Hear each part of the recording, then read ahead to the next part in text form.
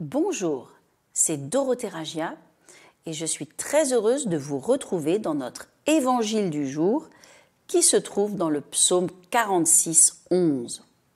Arrêtez et sachez que je suis Dieu.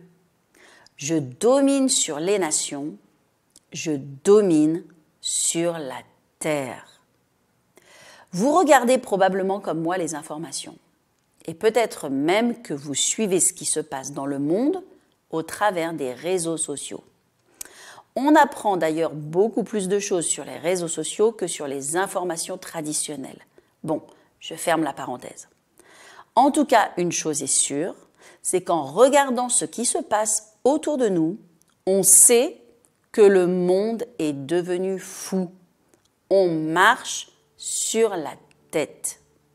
Il n'y a plus de justice. Le péché est partout.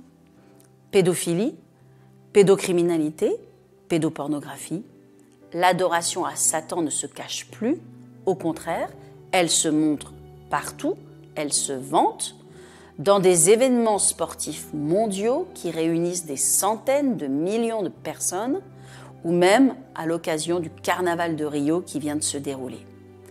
On voit aujourd'hui plus d'injustice, de crimes, de perversité, d'addiction, de violence et de démons qui sont libérés que jamais auparavant.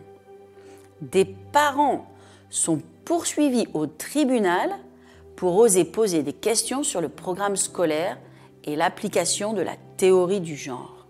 Des drag queens dansent pour des enfants dans des établissements scolaires comme si tout cela était normal. Tout cela peut nous ébranler et nous faire dire « Mais où est Dieu ? Qu'est-ce qui se passe ?»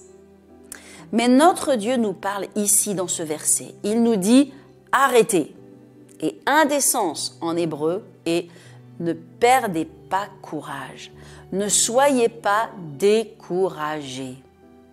Arrêtez et sachez que je suis Dieu. Je domine sur les nations, je domine sur la terre. » La version Summer dit « Arrêtez, reconnaissez-moi pour Dieu, je triomphe sur les nations, je triomphe sur la terre. » Dieu veut que vous sachiez qu'il domine sur toutes ces choses que l'on voit. Il domine sur les peuples, les nations et toute la création. Il domine aussi sur Satan et sur tous ses démons. Satan, qui est l'adversaire, s'agite parce qu'il sait qu'il lui reste peu de temps.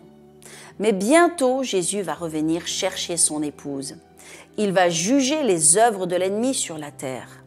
C'est ce que révèle l'extraordinaire livre de l'Apocalypse, Apocalypsis en grec, qui signifie révélation.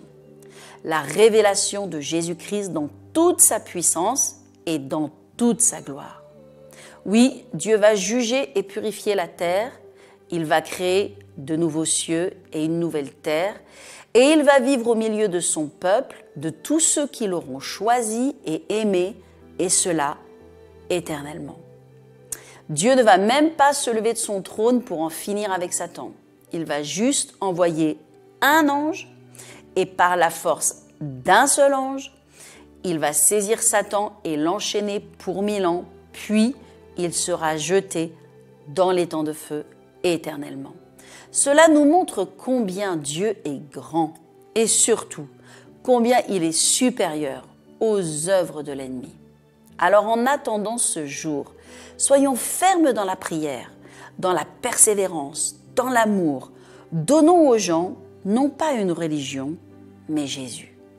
Soyez donc encouragés et pleins de foi dans ces temps dans lesquels nous vivons. Je vous dis à très bientôt et bonne journée.